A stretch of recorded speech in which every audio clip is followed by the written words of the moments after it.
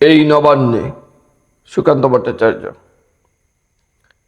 এই হেমন্তে কাটা হবে ধান, আবার শূন্য গুলায় ডাকবে ফসলের বান। পৌষ পার্বণে প্রাণ কোলাহলে ভরবে গ্রামের নীরব শ্মশান। তবুও হাতে আস্তে তুলতে কান্না গনায়, হালকা হওয়ায় বিগত স্মৃতিকে ভুলে থাকা দায়। গত হেমন্তে মরে গেছে ভাই, ছেড়ে গেছে বোন, পথে প্রান্তরে খামারে মরেছে যত পরিজন। নিজের হাতের জমিদান বোনা বৃথায় দুলুতে ছড়িয়েছে সোনা।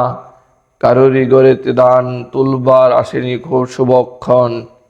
তোমার আমার ক্ষেত্র ফসলের অতি ঘনিষ্ঠ জন।